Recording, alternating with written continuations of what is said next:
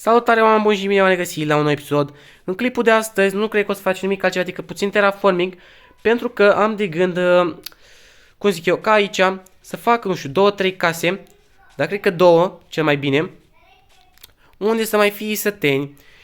În afară de lucrul acesta, habar n-am ce o să mai facem. Cred că o să mai mulțim puțin ferma de mâncare. Și nu știu, vedem.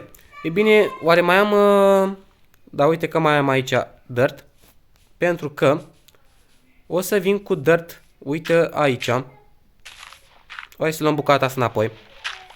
Și v-am spus, aici o să fie 2 case. Nu știu dacă o să fie 3, cred că 2 e cel mai bine. Și plus de asta, bine, ăsta e începutul practic. Ăsta e începutul.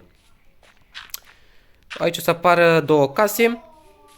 Și nu știu ce ar trebui să mai fac. Chiar vreau să-mi scrieți și voi în comentarii ce ați dori voi să mai fac pe această serie. Pentru că eu nu prea mai am idei. Era nevoie, sincer să fiu, de puțin terraforming, pentru că zona asta nu arăta întocmai foarte, foarte bine. Și cred că o să urmeze, să mergem și în Nether. Da, o să mergem și în Nether. Nu știu dacă ziua asta nici într-un caz. Să zicem ziua viitoare, dar nu sunt sigur. Îmi trebuie mai multe bucăți de dirt. Hai să iau și eu bucata asta, pentru că am pus-o prost. Mai am 14 bucăți, nu mi-ajunge, dar nu o să fie problemă, că o să mai găsim dirt. Urăsc când pun dirt-ul ăsta, iure. Urăsc la maxim. E mai greu de pe telefon să joc Minecraft, cel puțin pentru mine. Și la fix mi-a ajuns, practic. Bun, și acum o să facem, uite așa.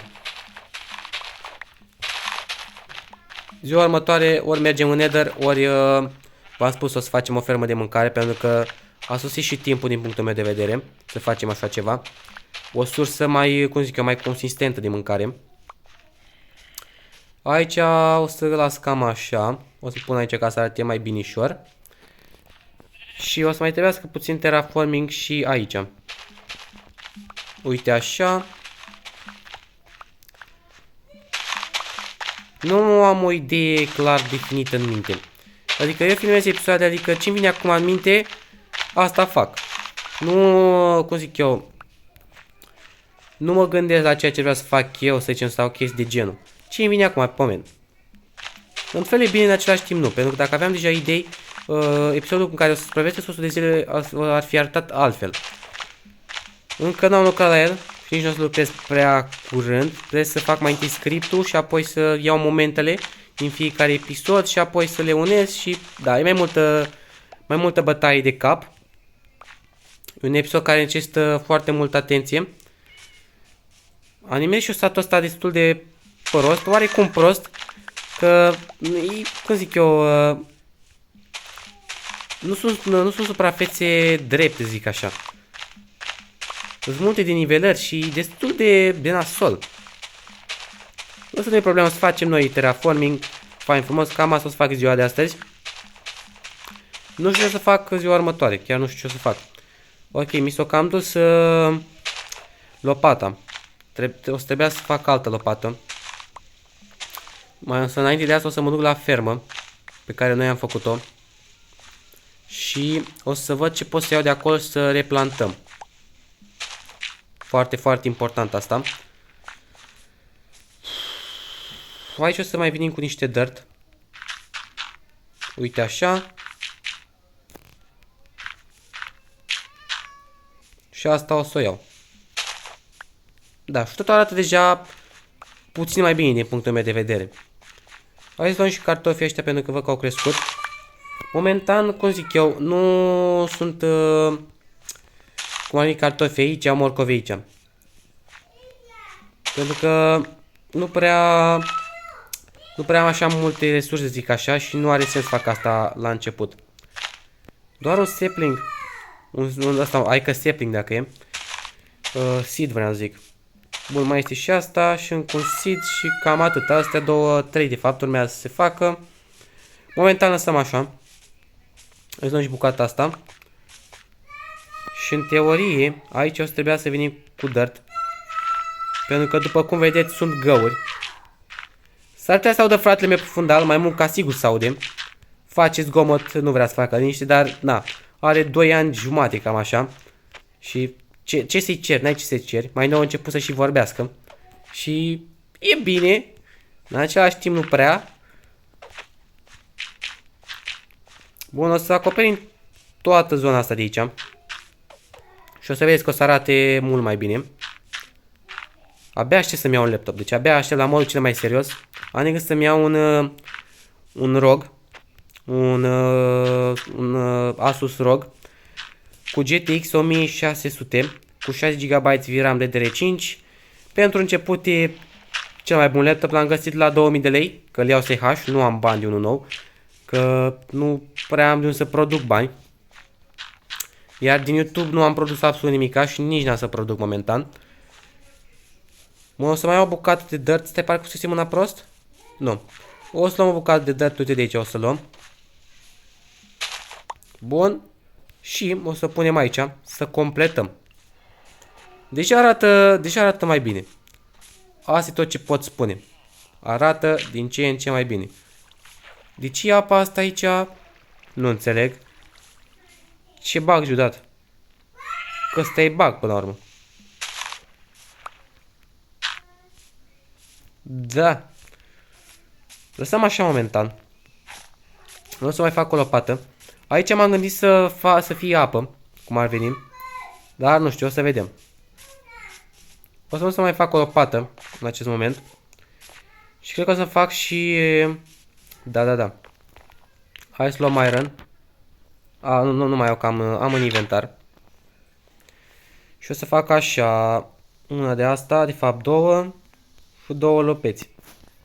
Acum o să mă duc cu asta. Și până la sfârșitul zilei. Eu am zis că o să fac altceva, dar nu mai facem, că dacă ar fi să fac terraforming ar dura foarte, foarte mult. Și o să luăm frunzele. Da, asta o să facem. Totuși, hai să mă duc să iau mai din spate. Dar mi-e foame. Hai să mâncăm. Mai sunt cam 2 minute jumate din zi. Deci, da. Trebuie să mă grăbesc. O să iau frunze pentru că o să am nevoie. De majoritatea seriilor care le-am avut, eu am folosit foarte mult frunza. A fost un material folositor în construcții. Și plus de asta dădea mult mai bine și arăta mult mai bine. Ce o să facem cu asta? Cu frunzele o să punem și la casă, o să punem și la ferma de mâncare, ca să arate mai bine. O să vedeți în zilele ce urmează.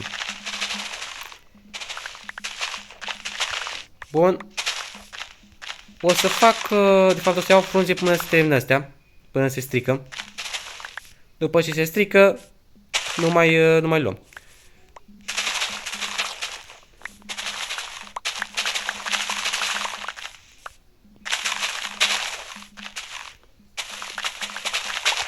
Bun, aproape s-a dus asta. Hai să strângă frunzele astea. Nu știu de ce merge așa greu. Nu mai am spațiu în inventar. Aruncăm astea și gata. S-a făcut spațiu. Bun. În teorie vroiam de oak, dar dacă luăm și de bărci nu contează. Nu e niciun fel de problemă.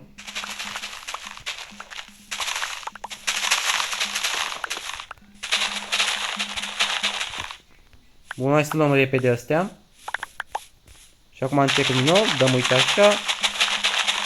O să venim după aceea într-o altă zi să stai și copacii. Pentru că așa goi arată urât. Dacă e să mă întreb pe mine. Dacă întrebați pe altcineva, habar nu. Bun, acum hai să le luăm. Nu mai am iară spațiu în inventar. Aruncă ghiocelul ăla.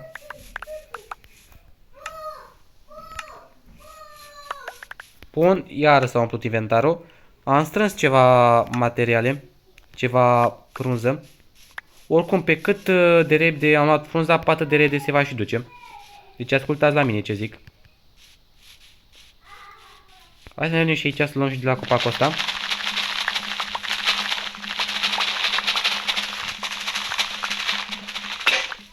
Bun, și s-a dus. S-a dus și unealta aia. Farfeca. În cazul ăsta o să plecăm înapoi acasă, pentru că așa se întunecă. Și am cam terminat la timp, sincer să fiu. O să mai fac un chest până să mă culc. Să pun toate materialele astea, o să pun și lemnul, tot. o să le pun într-un chest separat, pentru că acel chest va fi făcut special pentru materiale pentru construcții. Bun, hai să facem din oak. Facem un chest. Și chestul o să-l pun afară, cred că, cel mai bine. Doar să nu vină un creeper și să explodeze acest chest. Bun, și punem și frunză, toate frunzele care le avem. Am strâns destul de multă frunză. Nu mai am lemn? Asta e tot. A, uitam și asta. Și ce mai am eu lemn pe aici prin inventar? La asta acolo să fie. Bun, hai să ne culcăm. Dar ce cu lemnul ăsta pe jos? A, nu mai aveam spațiu, da. E bine, oameni buni, ăsta a fost episodul. Dacă v-a plăcut și mai vreți episodul, nu uitați să dați voi un mare, mare like. Cu aia a fost Sebi. Pa, pa!